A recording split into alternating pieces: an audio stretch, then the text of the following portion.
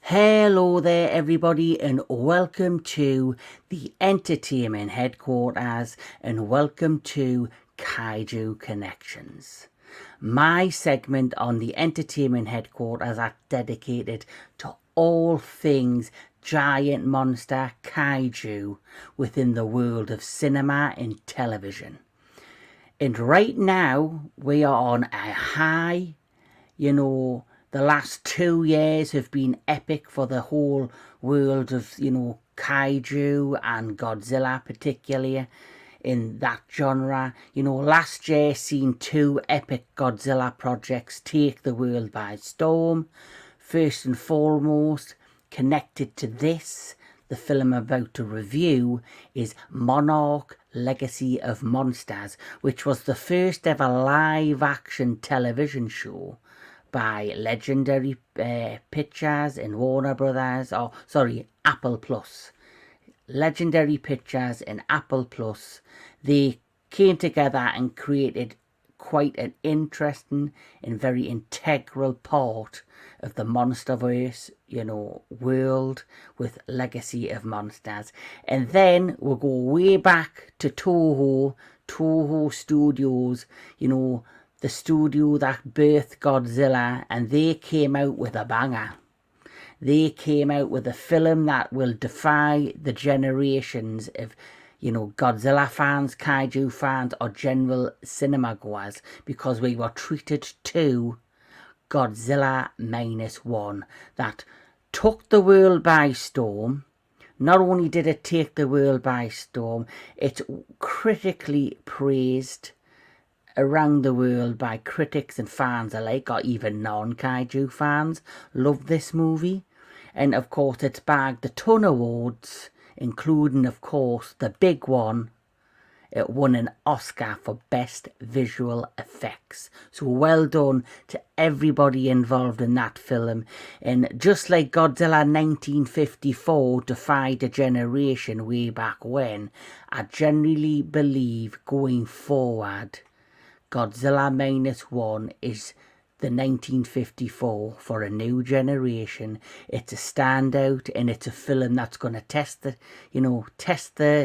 length of time, and it's going to always be looked on fondly for generations to come. And films like Godzilla -1 within the world of that genre and in the world of Godzilla are very rare. They may come out once a generation or once every 10 plus years. I always loved and looked at Godzilla 1954 fondly. Then it was Return of Godzilla that had that kind of impact with that. And then now, long time coming, Godzilla -1. But let's crack on and talk about the next chapter. Well, this is why we're here. The next chapter in the other universe that's continuing, which is, after Godzilla 2014, we never thought we would be 5 films deep, but here we are, and it's a pleasure to see the Western audiences and other audiences coming on board and enjoying these movies. So, of course, the next film within the world of the legendary Monsterverse is, of course, Godzilla Kong the New Empire. Now, I've mentioned Godzilla -1. And, Godzilla is such a versatile character within the world of cinema, and I believe that is why he has lasted the test of time, because he appeals to so many different audiences and he fits into so many different genres and boxes that he's been able to please so many different types of audiences in different films. So back in 1954, he was a very serious character. He was the metaphor for atomic testing and radiation fallout and all of that stuff that happened way back when. And that film was quite gritty and dark. Then, as the 1950s progressed, he became more of a child-friendly character. and basically his films got more goofier and goofier as they got on, and more over the top, and they were just a fun to watch. If you're a young kid watching two monsters kick the shit out of each other, that's what them films were. The human plot points in these films, the more goofier later on films in the 1950s onwards, you know, the human plot points weren't really in depth, and of course they weren't taken very seriously, because they are basically just our connection to get to the monster fights. Where Godzilla 1954 and Godzilla -1 had very serious human plot that we as an audience could connect with and really fell in love with. So, why I'm bringing this up for, because when you look at Godzilla the New Empire, they followed the pattern that happened with the Godzilla franchise way back in the 1950s. They went from a very serious toned film, or a medium toned film, with Godzilla 2014, and as the franchise has progressed, it's followed the same method as the Showa era films way back in the 1950s, and have gotten kind of goofier, crazier, more outlandish. But I'm all for it, because more Godzilla equals more fun and equals, you know, it's keeping the kaiju love alive, and all of the fans are enjoying it, and even general audiences are on board. For me, the modern Monsterverse reminds me of the Transformers films by Michael Bay. Each film had more robots, had more fights. The plots weren't really that intelligent or, you know, in depth, but it was all about getting the robots to clash and to see them on screen in all the glory. And that is basically what the Monsterverse is and what it has become. -1 last year was the main course. It was the main meal. It was fantastically well done. It filled me belly in every way possible. And now Godzilla the New Empire is me dessert, because it's nice and colourful and it tastes good. The battles taste good. The kaiju in this taste good. But I've got positives and I've got some negatives. So let's crack on and talk about Godzilla the New Empire. So first of all, let's have a look at the plot. So the basic plot outline is as followed. The latest entry follows the explosive showdown of Godzilla vs. Kong with an all-new cinematic adventure, pitting the almighty Kong and the fearsome Godzilla against a colossal undiscovered threat hidden within our world. Challenging their very existence and our own, the epic new film will delve further into the history of these titans, their origins and the mysteries of Skull Island and beyond, while uncovering the mystic battle that helped forge these extraordinary beings and tie them to humankind forever. So that is the plot synopsis for this film, and just to let you know, as it's in the title above, this will be spoiler heavy. I was going to try and do this without spoilers, but the more I thought about it, the film's now been out now for about 3 days. You know, I didn't get to see it premiere day. I've had to wait till Easter Sunday to see this. So there's a lot online. There's a lot of things that, you know, out there. I was very lucky. I only was spoiled by one spoiler, which I was pissed about. But I got over it, and I still went into this thing, and I took it for what I seen it, and I enjoyed what I saw. So let's crack on. First and foremost, the critics have, you know, 50-50. There's some that are they just know what this is. Like I say, this is your dessert. It's colourful, it's light, it's full of goodness when it comes to the kaiju battles. As for the human plot, a lot of the critics have panned this because, once again, the focusing on the human elements. For me, I look at it like this. When it comes to the Godzilla franchise, if you know your lore, the human plots have never been that deep or very creative. They've always been quite bland. And like I say, it's to get from A to B to the monster battles. And the Monsterverse, like I say, like from the 1950s, has followed the same path. So for the critics that do not like the fact that this doesn't have a very deep human plot, there's me answer. But anyway, let's crack on. So the human element of this plot is, I think, personally for me, was way better than Godzilla vs. Kong. Absolutely. I actually connected with this plot better than I did in JVK.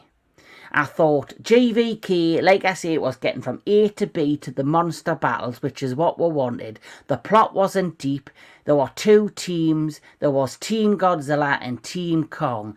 Team Kong was trying to find a way to get Kong a brand new home. Team Godzilla, they were trying to figure out why Godzilla was going around the world and attacking different buildings and facilities, and the end result was Apex Cybernetics had built a war machine, had built a duplicate of Godzilla, Mecha Godzilla, and were luring to basically Hong Kong to try and kill Godzilla and to become, I guess, the top, I wouldn't say predator, but to become the top, the help humankind be the top species on the planet again. And Kong was mixed in with that.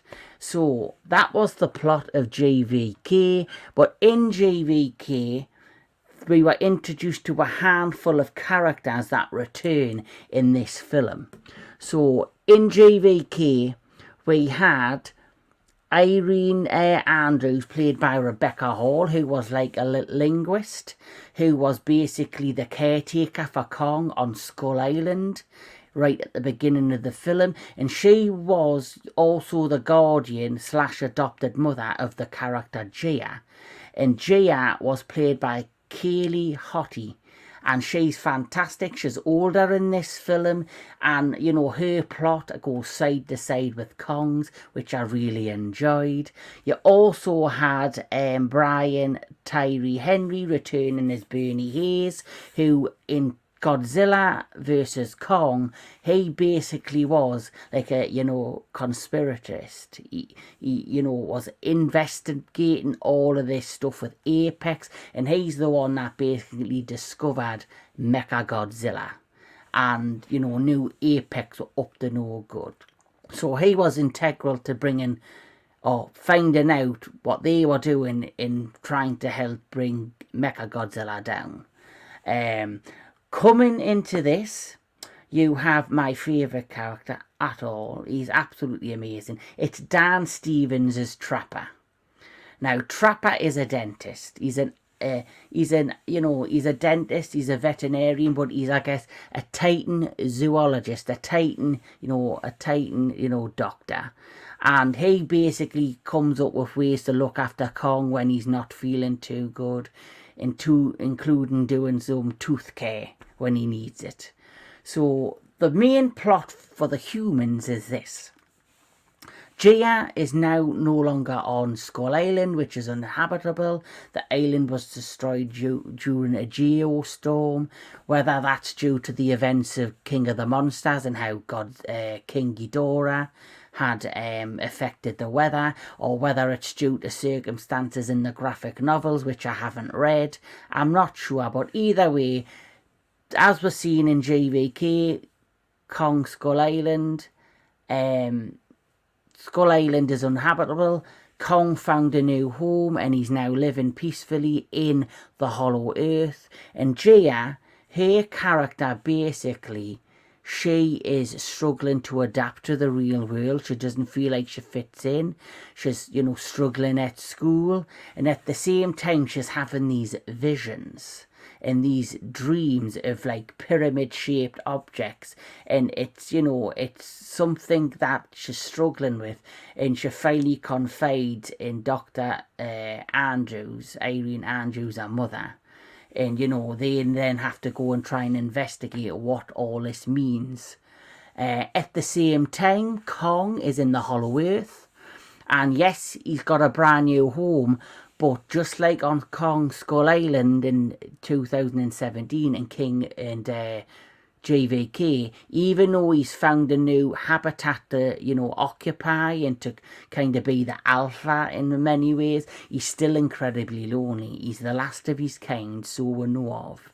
And he's every time he hears like an animal sound that sounds similar to him, like of his species, he goes investigates. And at the end of JVK, we hadn't explored very deeply into the Hollow Earth. We literally just entered the Hollow Earth. Where this film, the world of the Hollow Earth is fully explored.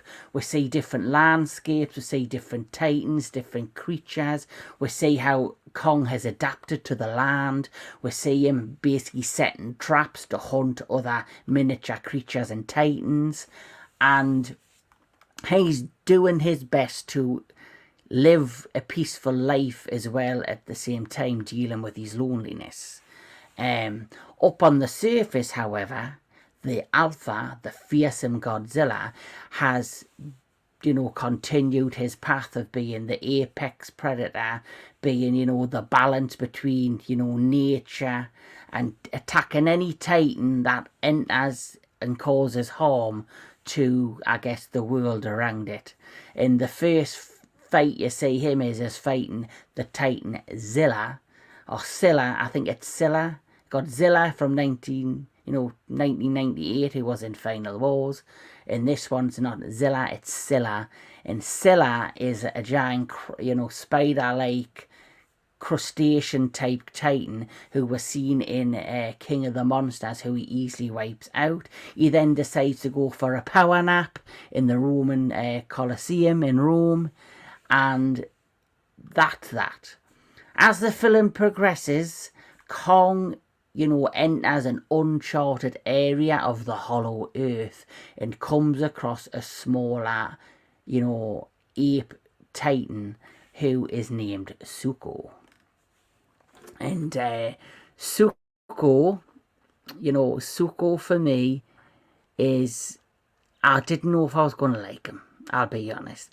I thought myself, holy shit, I hate when they bring in smaller titans. But this is Zuko, and Zuko actually grew on us as the film progressed. He really did. You know, I don't like Minya, who was introduced in Son of Godzilla. I found it very annoying, but like I say, as the Godzilla films progressed, Minya was introduced to connect with young kids. And of course, just like with Guardians of the Galaxy and all that jazz, we were introduced to Baby Groot. We've got Grogu in Star Wars, so of course it didn't surprise me that they would introduce a childlike titan to connect with young children. So as long as he comes across interesting and entertaining, then I'm all for it, which he did. So yes. So he finds Zuko, and at first Zuko and him do not, you know, he looks like he's lost, he looks like he's needing help or something. Then suddenly Kong is attacked by two other larger ape titans who are very similar to him but are not like him. He's much larger. Kong's much larger and more muscular. These are more like apes or orangutans, and I do believe the names are the Red Stripes. And they attack him. He easily defeats them. He gets Zuko, and then Zuko and him, you know, wander off, and you see like their relationship grow and kind of blossom. You see Kong hunt. You see him help feed Zuko. And then suddenly this is where the film takes an unexpected turn. They enter in this uncharted area, a fire pit type area, a fire realm. And in it, we are introduced to the main villain of the film, which is Scar King. Now, Scar King for me you know, this is Scar King, or as a lot of people have took the piss out of and called him Cranky Kong from Donkey Kong, and I 100% understand why. He doesn't look threatening. He's more like an intelligent villain than an imposing villain. I didn't find him intimidating, but I did find him slightly creepy in some of his mannerisms. And did I think he was a big threat against Kong? Not entirely. I think without his army behind him, I don't think he would have been much match for Kong in the first place. But during this time, they discover that there's a signal. Like I say, Kong's plot goes side to side with Jia's plot. In Dr. Andrews, Jia, Trapper, and Bernie, who, wants to, document everything and wants to, prove that everything he said that happened in GVK was true. He feels like he's being, mocked and not believed. So, them four, after Jia, it's discovered the signals that, these hallucinations and dreams, they're actually a hidden signal within the hollow earth. And so they end up going into the hollow earth to investigate this and to also help Jia. And this is going on at the same time as at the side that Kong has entered this lair and discovers the Scar King, his army. And these scenes for me are the best scenes within the movie. A lot of people don't like the fact, I think, it's never actually been mentioned, but I do feel like, obviously, you'd say the Titans are of epic proportion, where in these particular scenes, they don't feel as epic on a grand scale. Well, that's simply because there's no little humans walking around the feet. That's why they don't look big. That's why the scale doesn't feel large and grand.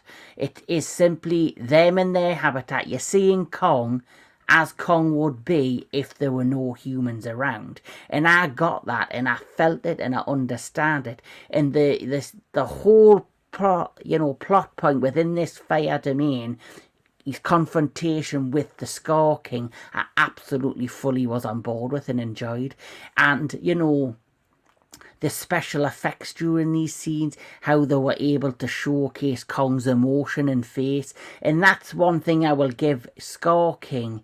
You could tell the difference between who was the bad guy and who was the hero or the good guy.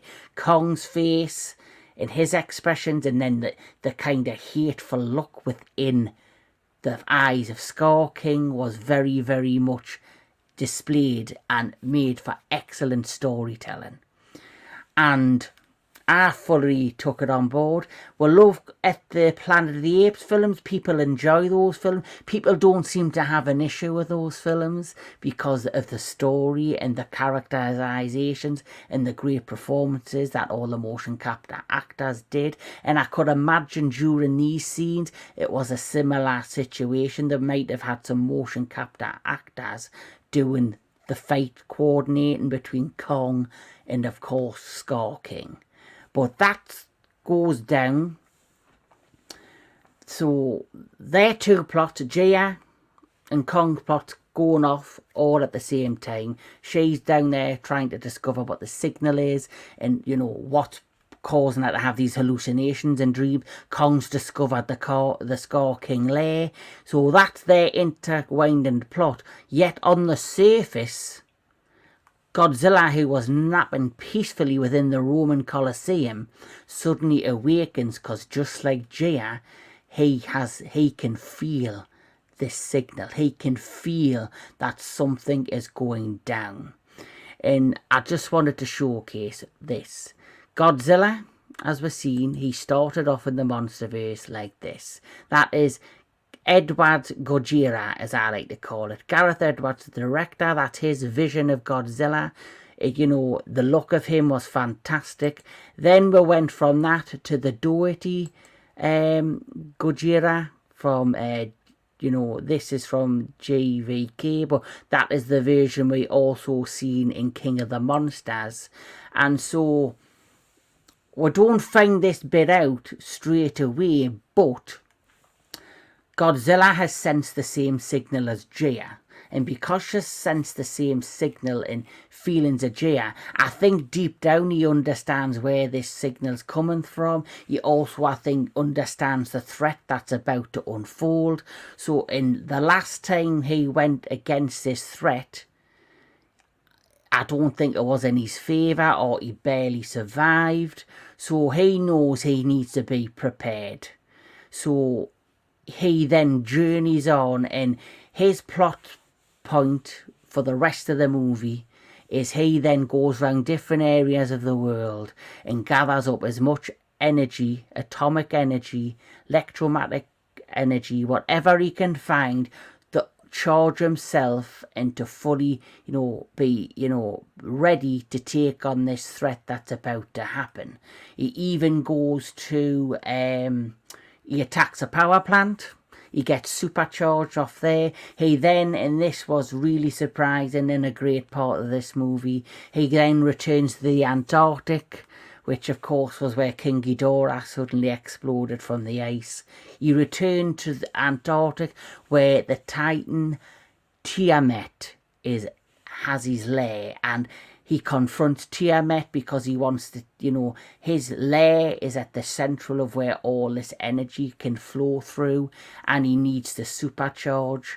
So he goes to Tiamat's lair, he easily wipes out Tiamat, and he suddenly goes into his lair and sucks up all this energy and begins to supercharge. And he supercharges, and of course, once he's fully supercharged and he's ready to emerge, this is when we get the Vineyard Gojira, this bad boy. And, everybody at first originally were a bit off-putting by the pink. I personally, thought, it's an interesting look, but it did remind me of Godzilla 2000. Yet that was more purple, this is more pink. But what I really enjoyed is you only seen that image of Godzilla via the trailers, and it's obviously when he's in fight mode, it's when he's preparing to fire the atomic blast. As we see in the other Godzilla movies within the Monsterverse, or even the general Godzilla movies from Toho, he's not always lit up. He's always, a natural colour. And I was interested to see how he looked without the atomic breath look. And I was pleasantly surprised that he looked more natural and more genetic. And I really enjoyed the pinkness. It looked like flesh, or the inside of, say, a clam shell. It was like that kind of colouring, and I think it fitted perfectly. And obviously when he's getting ready to fire that atomic breath, he lights up, and it works beautifully. It's a beautiful look, and I thoroughly have taken on board the brand new Godzilla. I'm going to miss this guy, because that guy was the definitive Godzilla for me within the Monsterverse. I love the Doity Gojira, I really do.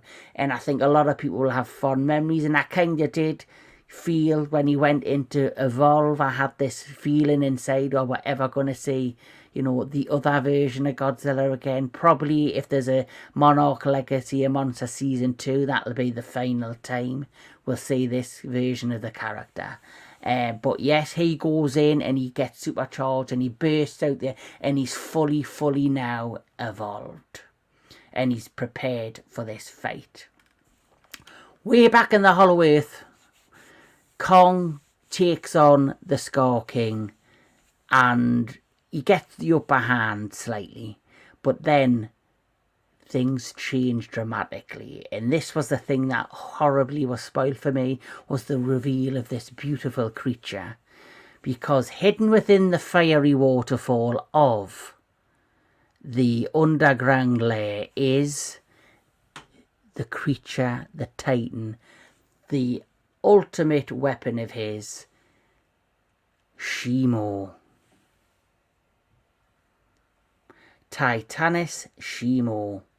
Now, Titanus Shimo looks absolutely beautiful. I think she is the best designed original Titan by Legendary and Warner Brothers. I thought they did an excellent job. She looked absolutely beautiful. And when you see her emerge from this cave, with chains wrapped around her, because she's basically a prisoner. Scar King has captured her by using a shard of crystal, which I'm assuming has come from Shimo herself. Shimo is a peaceful, I think, very placid Titan. She probably lived a peaceful, normal life until Scar King, managed to get her under his control. And you see her in absolute pain when he points the crystal and he forces her to do his bidding. And I really had deep sympathy for the character of Shimo, which was another pleasant element within this plot of having Scar King, and it showed him in his most, I guess, cruel. Because he's cruel to the ape people, the other apes who he kind of enslaved. There's some that are on his side and there's some that are not on his side. And this cave, this lava layer is full of, fire. It looks doom. It looks, gritty. It looks, horrendous. And then you have this ice titan, Shimo, which is what she is, an ice titan who is now under his control. Not of her will, she's being forced to do his bidding. And when Kong gets the upper hand, Shimo releases her fire blast. And unfortunately, Kong gets defeated thanks to Shimo and the Scar King, and he has to retreat. But Zuko goes with him. And it's during this time that, like I say, the plots are side to side, that Jia and Dr. Andrews, Trapper and Bernie discover a hidden temple within the hollow earth made of solid crystal. And during this time they discover that the remnants of the Iwi tribe for Skull Island are actually within the hollow earth. And the signal that Jia has been receiving, the dreams, the hallucinations, are a signal of help. And Godzilla feels it. Jia has been summoned to the temple because they know this huge threat with the Scar King, with his ape army, and of course now Shimo has the ability to rise above the hollow earth, out of the hollow earth, and destroy the world above. And so Godzilla has been preparing for that. Kong has now discovered this threat, and with him having a link to Jia, he easily is able to find her within the temple. And he collapses in agony. He's exhausted after his battle. During his escape, he did fight a number of apes, the Red Stripes, and he was able to defeat them, but one of them survived and secretly had followed Kong, Zuko to this temple and then reported back to Scar King, who then goes on the hunt because there is an opening above the temple to the world above. And Jia, her plot continues as it's revealed she is the key. She is the key to awakening another Titan that will help in the battle against Scar King, the Red Stripes, and unfortunately a captured Shimo. And who was the Titan? Soon as I heard the name when they were looking at the markings on hieroglyphics and ruins not far from the title, this secret title that discovered, a part of us was don't build your hopes up, do not build your hopes up, you're gonna be let down. They've mentioned this Titan by name, it doesn't mean anything, it's just maybe an Easter egg to a future film. But no, they did not let us down. I absolutely was gobsmacked. Me jaw hit the floor when, me jaw hit the floor. Sorry, I can't even speak. I'm that excited talking about this bit. Me jaw hit the floor when it was revealed that Jia is the key to reawakening Mothra. And the signal has been a call for help from the Hollow Earth to lure Gia down to awaken Mothra to assist Godzilla and Kong in defeating Scar King, the Red Stripes, and Zuko. And honestly, I was blown away. I was absolutely blown away, because not only did the awakening scene with Mothra look beautiful, how Mothra looks within this film was 100% the best she's looked in the Monsterverse. I loved her look within Godzilla King of the Monsters. She looked really, really good. She did. I liked how they made that a combination of a moth and, of course, a mantis.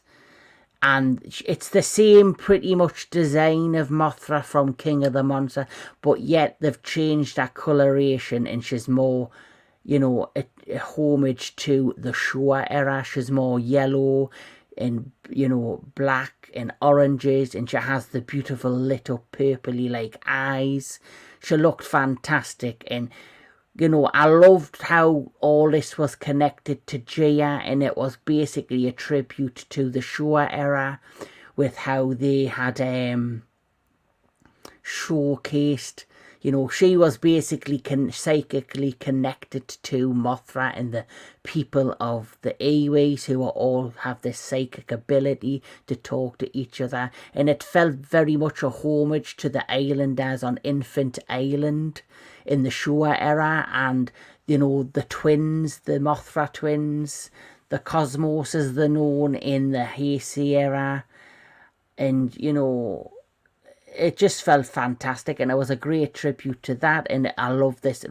It was a surprise I didn't see coming, which when it happened, it blew me away, and the film just went on its way to be continued to into the action after this. And that's where we're headed next. To finish off the plot, Scar King invades the temple with the Red Stripes and Shimo. Kong, cause a Trapper sees that Kong has been severely injured with frostbite, his arms badly mangled. This is when, and this was another great plot point, he goes to a hidden base within the Hollow Earth to, you know, during the end of, you know, JVK, you know, they took the remains of Mechagodzilla, and they took the technology and probably dismantled them, and they built a power glove for Kong called the Beast Glove. And when this frostbite accident happens, like when it happens, the fight, and he gets the frostbite, the government were probably looking into Monarch and to protect them and to, you know, hide what they were working on. They placed this power glove within Monarch 1, this secret base within the Hollow Earth, to protect it and hide it from the government who were investigating Monarch. That's another little subplot which could lead into a much bigger plot within the next film. The government interfering with Monarch's activities. But anyway, he gets the power glove thanks to Trapper, and it's like his gauntlet, his power gauntlet, and it's a kind of a tribute as well in their way of giving Kong the electrical ability that he had in the Showa era in Godzilla versus King Kong, when he had the electrical, you know, he had electric coming from his fingers. It's like a little, that was something they did back then, and this was their way of allowing that to happen, but in a more natural, believable way. He has like a weapon that allows him to, when he punches, have this kind of force behind it that shoots off electricity. It was well crafted. So this is where everything speeds up, and the final confrontation within the Hollow Earth is between Shimo, Godzilla, Scar King, Kong. The Red Stripes are involved, and Mothra's running around, flying around. She's battling the Red Stripes so Kong and Godzilla can take on the two other main kaiju in the film. And there's another little sequence where the temple, it has the ability to change the gravity within the Hollow Earth. If the bang the two giant temple heads together, it alters the gravity for so many minutes within the hollow earth. So that explained the freeness within the hollow earth of seeing the Titans being able to fight. So they had that shot in the trailer where they were running like the Avengers, which a lot of people either loved or disliked or didn't, get it and thought, what the hell is this?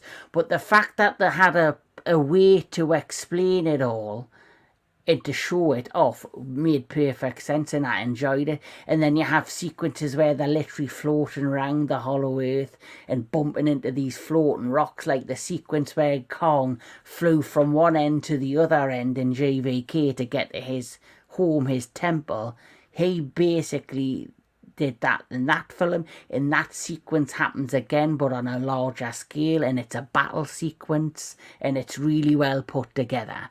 Shimo looks massive, she looks intimidating, but I couldn't help feel for her, and it's like she's forcing herself to fight Godzilla. The great way how they did the characterizations of the Titans' faces worked wonderfully in you. You knew who was on the side of good, you knew who were the villains, and you knew Shimo was doing the things she was doing, but she didn't want to do them. She was having to do them out of, forcefulness through skulking. Then the battle speeds up. There's an amazing fight sequence. They then head, through one of these portals and end up in Rio. And this is the final confrontation. Godzilla against Shimo. Kong versus Skull King. Events transpire when they were going through the portal that Kong lost his battle axe. He still has his battle axe from JVK. And Zuko, who was left behind, manages to find the battle axe and enters the portal to Rio. And during this epic battle, which you've seen in the trailers, I'll not spoil too much.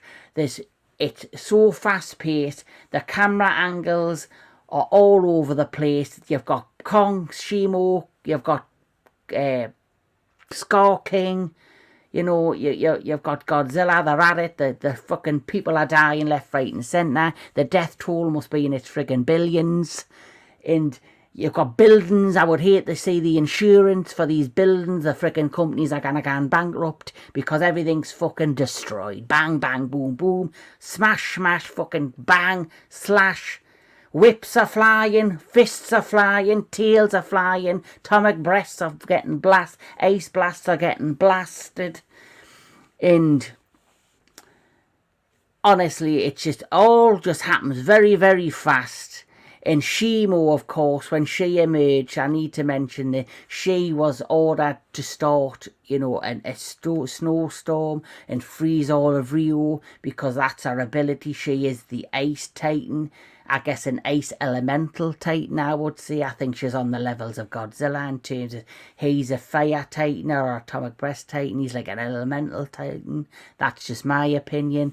And she was the reason that the Ice Age happened way, way back when. She was forced to create an Ice Age, I'm assuming, part of Skull King's plans to take over the world, because... and it must have failed because of Godzilla stopped it happening then, but this time he's got help to stop it again. So boom, boom, boom, there's massive battles, and suddenly Zuko emerges, and when Zuko emerges, bang, he uses the Kong axe to destroy the crystal on the end of Scar King's main weapon, which is the Whiplash Whip. And he defeats Zuko, destroys the crystal, which then allows Shimo to be free of his control. And she's pissed off, and she sees what's going on, and she decides, Kong has his final confrontation. He holds Scar King up in the air, and Shimo, out of, anger, she fires directly at Scar King, and he is completely frozen, turned to ice, and Kong fucking smashes him onto the ground, and he completely shatters. And that is the end of the Scar King, and the world is saved. You then see a kind of look of relief on Shimo's face, just free. Her, Kong, and Zuko go back to the Hollow Earth. Kong is now going to be, I guess, the leader of the ape tribe that are down there, with Zuko by his side and potentially Shimo. You then have Godzilla returns to Rome. He had to rest up, and Jaya, who Irene Andrews is frightened is going to want to stay with her Iwi people, chooses to remain with Dr. Andrews and this remain a family. So that's the plot. Good things and bad things. Me positives are, I love the special effects to a certain level. The effects on Shimo, Kong, the ape tribe, Mothra were fantastic. The world they created was outstanding. I enjoyed exploring the Hollow Earth, and it added, a history to the lore of this world and this franchise, the Monsterverse. It's added an inner depth to it. Some of the shots with Godzilla, though, I think could have been worked on better. I think some of his CGI went from great to just on par. I think, the majority of the CGI budget would have went on the fire scene in the fire lair between Kong and Scar King. I generally think they focused a lot on that to really give off the emotions and the history of those characters. Love the story with the humans. I don't care what critics say, it was probably one of the best plots within the Monsterverse of human characters. I really enjoyed it. The monster action was good to a point. I loved the initial confrontation with Kong and Scar King. I loved seeing Godzilla going around the world, defeating Titans and supercharging and really preparing for the final fight. Shimo looks fantastic. Zuko didn't annoy us. And overall, it was an enjoyable film. So here's me negatives. Me negatives are, the film is just under 2 hours. It's, I think, 1 hour and 55 minutes. I generally believe this film should have had an extra 10 minutes at the end, because I felt that after all the build-up, the amazing plot, getting to know the lore of the story in the world, and Jaya's connection and having Mothra return, I felt as if the last 10 minutes were very rushed. And like I said, there's buildings flying, there's camera angles are all over the place. You've got to really pay attention of what's going on. And I just think, if we look at past films, JVK, if we look at Godzilla King of the Monsters, even Godzilla 2014, for the amount of times that we do see them fight, the fights are better. I think the fights are laid out better. I think they're more visible. I think you're able to take it all in, where I think this felt a bit rushed and a bit of a rushed mess, if I'm honest with you. I still enjoyed the fights, but I think if they added an extra 10 minutes and made this a film 2 hours and 10 minutes or 2 hours and 15 minutes, and they actually showcased a little bit more of the inner fighting with Shimo and Godzilla, Scar King and Kong, it might have made the final feel a bit more heavier and a bit more epic on scale, where I felt it looked slightly and felt slightly rushed. I had no issues with it feeling like the Planet of the Apes. I liked actually how they've incorporated more personality into Kong and into the world of, setting his backstory. And I generally feel he's come full circle now. He started off alone on Skull Island. He was then lost his island. He then entered the Hollow Earth. He was lonely. He's now found his people. He's now found a young companion, and he now, I guess, has another fellow companion in Shimo. The negative is there was less Godzilla in this film than I was expecting. There was a lot of hype that he was going to have more screen time and that it was going to be equal to Kong, but unfortunately I felt like they let me down on that aspect. I think the time we did get Godzilla, it was the same of what we've seen before. Him entering, fighting, defending, supercharging, things we've seen in the past films, basically. And I've heard not Michael Doherty, I've heard Adam Wynyard has said if there is a third film, if this is successful, he wants to have a plot similar to that with Kong for Godzilla in the next chapter, which I think would be epic. I think we need it. I think we need to deliver more with Godzilla, and I think he needs to, do something fresh, and they need to do something fresh with the character. Yes, we can change his look. Yes, we can alter how, he acts with, his new abilities, and, he's had many different abilities, and I've enjoyed all of it, but I want some more depth when it comes to his character within the film. And, I think this was recycled from previous films. And I think you can only do that so many times before audiences will get bored. I think, of course, because of Kong being the main emphasis of the last few films, because he is the most relatable between Godzilla and Kong, I think people can relate more to Kong. But now that his story is being told, I believe it's time for Godzilla to, be more, in tune with the main plot and have more emphasis on him. And I believe that's where the direction should go in the next film.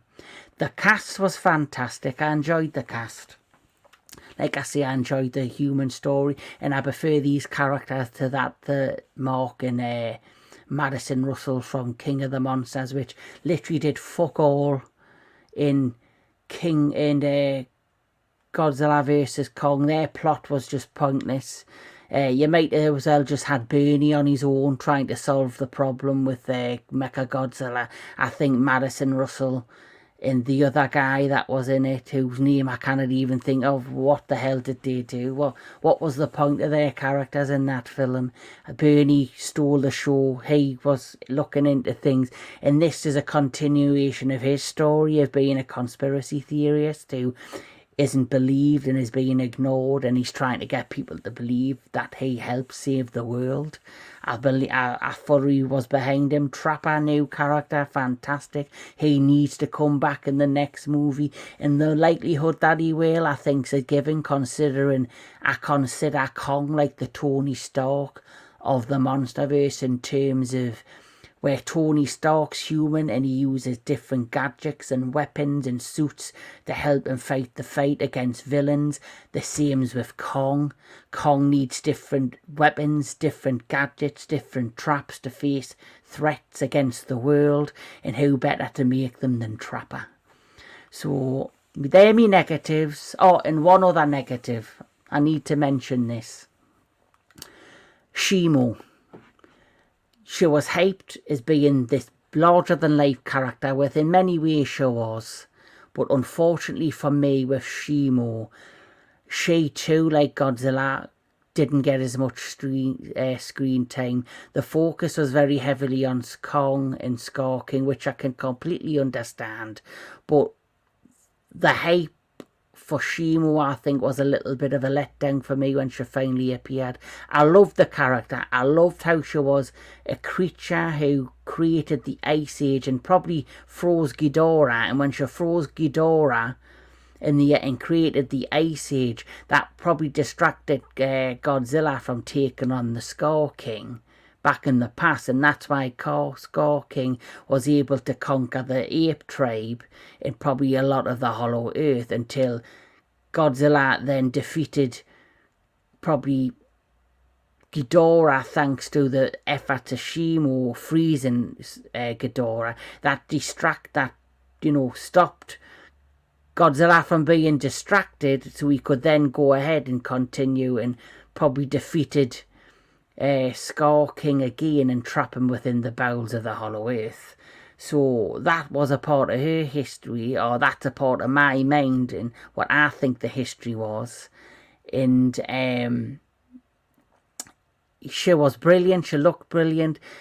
I could see the emotions of pain in her face. I had great sympathy for her, but her screen time, I was expecting a lot more. And just like anything else, we had the epic battle in GVK with Mechagodzilla, the two titans, Kong and Godzilla versus Mechagodzilla.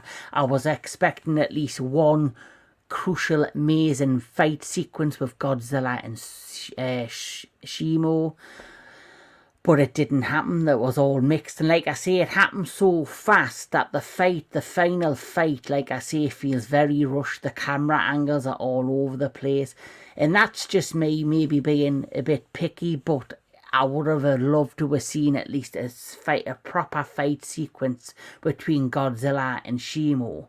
Considering Shimo is apparently the biggest titan within the Monsterverse. As we see, she's a, she walks on all fours. She's a giant ice reptile.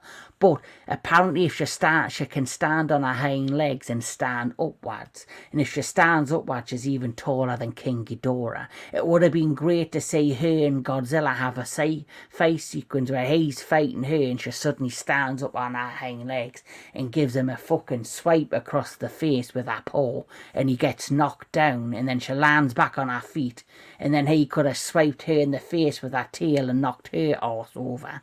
Something along them lines is what I was expecting, just a little bit more from Shimo, and that might have pushed it over the edge in terms of action for me.